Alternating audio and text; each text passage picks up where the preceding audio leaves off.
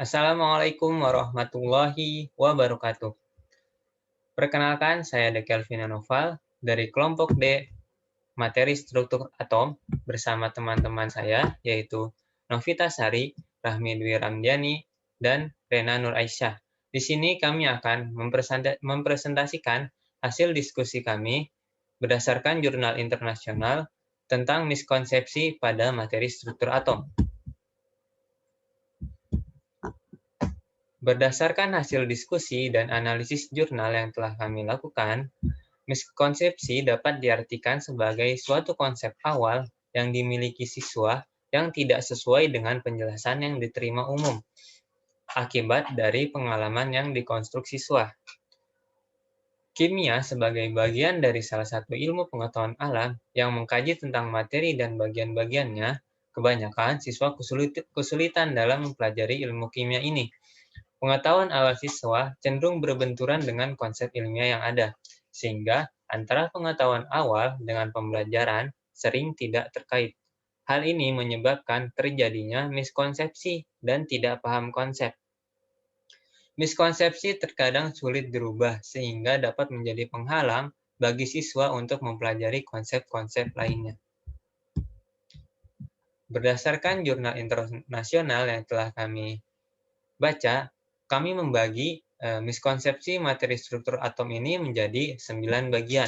Yang pertama yaitu miskonsepsi terhadap konsep ukuran atom. Yang kedua, konsep animisme atom. Yang ketiga, menentukan jumlah proton, elektron, dan neutron. Yang keempat, konsep pengisian elektron. Yang kelima, konsep mekanika kuantum. Yang keenam, atom yang bermuatan netral. Yang ketujuh, isotop dari suatu unsur. Kedelapan, struktur bentuk atom. Yang kesembilan dan yang terakhir adalah penyusun atom.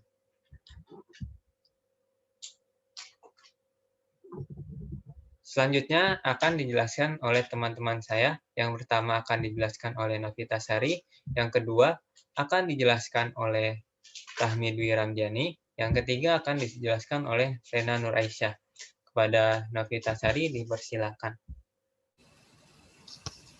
Baik, terima kasih kepada moderator yang telah memberikan kesempatan untuk saya memaparkan materi hasil diskusi kelompok kita tentang miskonsepsi struktur atom dari mereview jurnal internasional.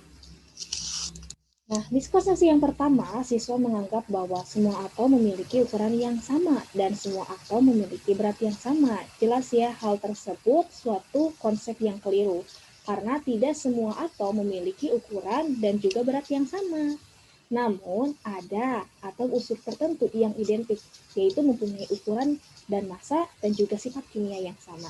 Nah, atom satu unsur tertentu berbeda dari atom semua unsur yang lain. Itu baru konsep yang benar. Miskonsepsi selanjutnya bahwa atom lebih besar dari molekul. Sebuah konsep yang keliru karena kita tahu bahwa molekul itu lebih besar daripada atom. Molekul adalah sekumpulan yang terikat dan merupakan kesatuan, serta mempunyai sifat-sifat fisika dan sifat kimia yang khas. Nah, berdasarkan kutipan di atas, dapat kita simpulkan bahwa molekul adalah gabungan dari dua atau lebih atom. Dan molekul itu ada karena adanya atom-atom, yaitu apabila atom terasosiasi dengan sesama jenisnya atau dengan atom lain yang tak sejenis, maka terbentuklah sebuah molekul. Seperti itu. Miskonsepsi selanjutnya bahwa ukuran atom ditentukan oleh jumlah proton. Semakin banyak jumlah proton, maka semakin besar ukuran atom. Alasan mengapa siswa bisa terjadi miskonsepsi tersebut karena kebanyakan dari mereka berasumsi bahwa ukuran atom itu hanya dipengaruhi jumlah proton.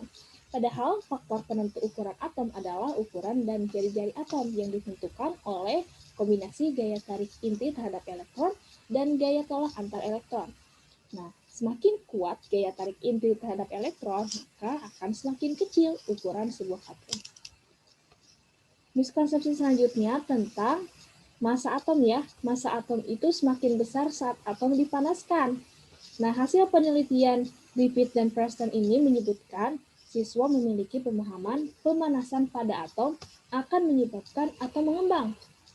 Nah, konsep yang benar melainkan jumlah atom dan massa atom tidak berubah dengan perubahan temperatur.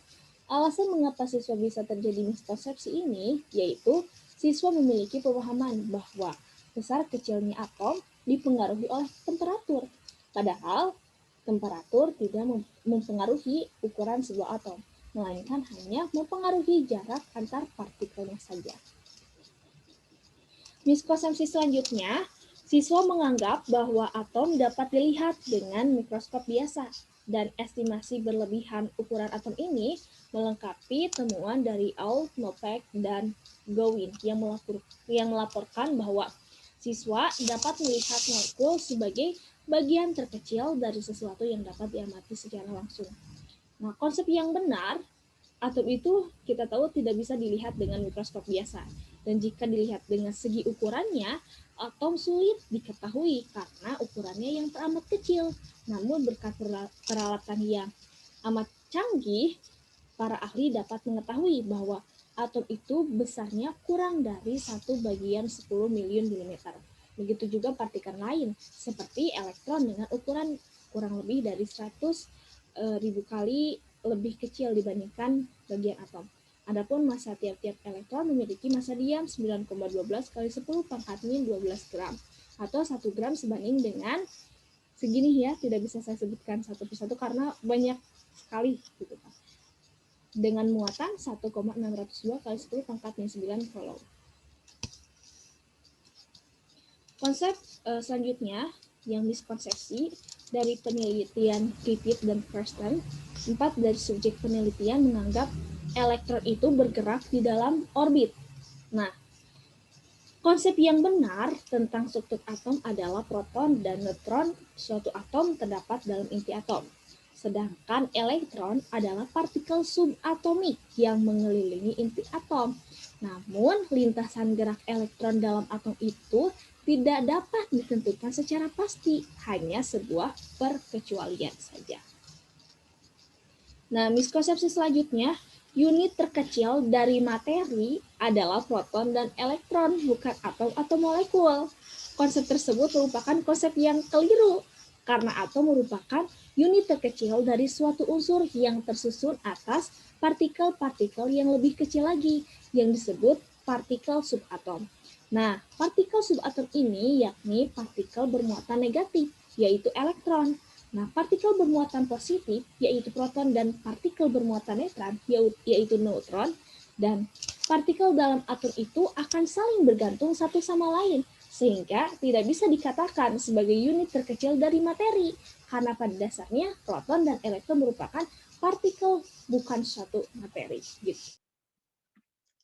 Baik, yang selanjutnya, yang kedua, yaitu animisme atom. Miskonsepsinya, siswa menganggap atom menjadi hidup karena mereka bergerak. Konsep yang benar tentang atom termasuk makhluk hidup atau bukan dapat dijelaskan oleh Yahya 2003 yang menyatakan bahwa atom merupakan partikel tidak hidup. Tetapi atom merupakan bahan penyusun semua benda hidup maupun benda mati. Hal ini dapat dijelaskan bahwa makhluk hidup tersusun atas sel yang hidup. Namun, sel tersebut disusun dari atom-atom yang tidak hidup dengan rancangan khusus. Yang ketiga, bentuk atom. Miskonsepsi dari bentuk atom yang pertama yaitu atom itu datar. Konsep yang benarnya, menurut Thomson, bentuk atom menyerupai agar-agar tersusun dari muatan listrik positif dan negatif. Muatan positif menyebar secara melata dalam bulatan yang merupakan atom dan elektron terdapat di dalamnya. Ahmad H. 1998. Geometri molekul adalah susunan 3 dimensi dari atom dalam suatu molekul. Geometri molekul mempengaruhi sifat-sifat kimia dan fisiknya, seperti titik leleh, titik didih, kerapatan, dan jenis reaksi yang dialaminya. Cheng 2004. Hal inilah yang membuktikan bahwa bentuk atom tidak mungkin datar, karena bentuk geometri dari molekul dapat mempengaruhi sifat fisik dan sifat kimia suatu benda. Kemudian yang selanjutnya miskonsepsi dari bentuk atom, yaitu siswa menganggap sebuah atom terlihat seperti beberapa titik atau lingkaran. Konsep yang benarnya, Thomson mengajukan pandangannya bahwa suatu atom dapat dibayangkan sebagai suatu materi yang seragam dan bermuatan positif dengan elektron-elektron menempel padanya. Cheng 2004. Kemudian yang selanjutnya, miskonsepsinya atom menyerupai bola padat. Nah, sumber yang mungkin dari kesalahpahaman ini bisa saja dari paparan siswa terhadap teks di mana bola padat digunakan untuk mempresentasikan atom. Yang selanjutnya ada miskonsepsi dari bentuk atom, yaitu keyakinan bahwa materi ada di antara atom. Ketika diminta untuk mendeskripsikan apa yang mungkin ada di antara atom, respon yang paling khas adalah udara. Subjek umumnya mengalami kesulitan dalam konseptualisasikan ruang kosong antar atom. Konsep yang benarnya, pada hakikatnya gagasan Leucippus dan Demokritus tentang materi tidak berkesinambungan. Materi tersusun dari partikel-partikel kecil yang tidak dapat dibagi-bagi lagi yang diketahui sebagai atom. Atom-atom penyusun materi itu senantiasa bergerak dalam kehampaan atau ruang vakum atau ruangan yang mengandung ketiadaan absolut.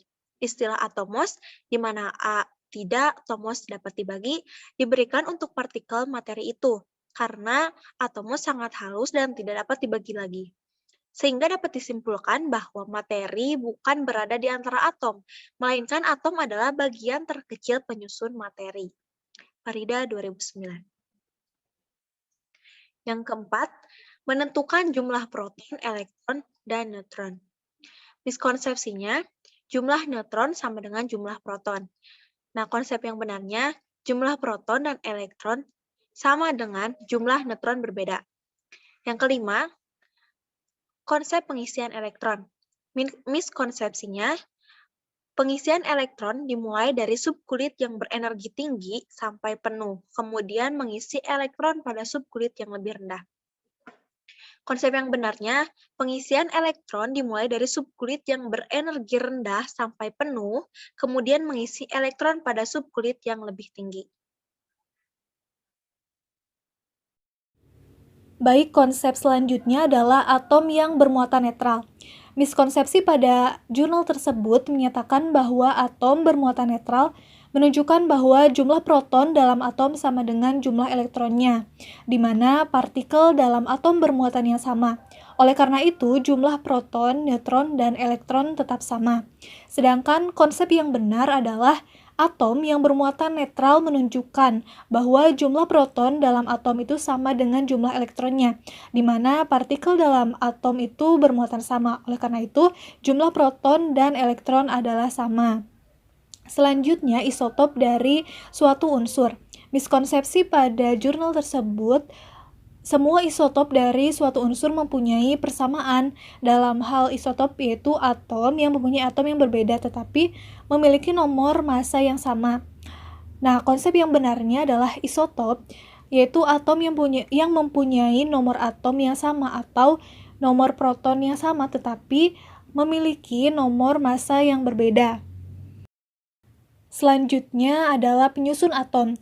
Miskonsepsi yang terdapat pada jurnal tersebut menyatakan bahwa nomor atom dapat diubah dengan menggosokkan benda-benda. Sedangkan konsep yang benarnya adalah nomor atom merupakan jumlah proton dalam inti setiap atom suatu unsur dalam suatu atom. Proton merupakan partikel bermuatan positif yang berada pada inti atom. Proton dan neutron suatu atom itu terkumpul dalam inti yang sangat kecil, sedangkan elektron ditunjukkan sebagai awan. Nah, berdasarkan penjelasan di atas, bahwa dapat dikatakan nomor atom itu tidak dapat diubah karena proton dalam atom itu tidak dapat berpindah karena terkumpul dalam inti yang sangat kecil. Miskonsepsi yang selanjutnya, inti atom itu dapat dipisahkan dengan saling menggosokkan benda. Sedangkan konsep yang benarnya, menurut Rutherford, inti atom merupakan suatu inti pusat padat yang terletak di dalam atom. Jadi inti atom itu tidak dapat dipisahkan dari atom walaupun dengan cara digosok, karena inti atom itu merupakan pusat dari atom itu sendiri. Tetapi inti atom itu dapat mengalami proses peluruhan, yaitu perubahan dari inti tidak stabil menjadi inti stabil. Miskonsepsi selanjutnya adalah sebuah atom terdiri dari bola listrik positif dengan elektron negatif bertebaran di dalamnya. Nah, konsep yang benarnya adalah atom merupakan satuan dasar materi yang terdiri dari inti atom atau neutron dan proton, beserta awan elektron bermuatan negatif yang mengelilingi inti atom. Inti atom ini mengandung campuran atom yang bermuatan positif dan neutron yang bermuatan netral, terkecuali pada hidrogen yang tidak memiliki neutron. Elektron-elektron pada sebuah atom itu terikat pada inti atom oleh gaya elektromagnetik. Sekian dari presentasi yang telah kelompok kami lakukan. Apabila ada yang ingin ditanyakan atau didiskusikan, dapat dilakukan melalui LMS UIN Bandung. Terima kasih, kurang lebihnya mohon maaf. Wassalamualaikum warahmatullahi wabarakatuh.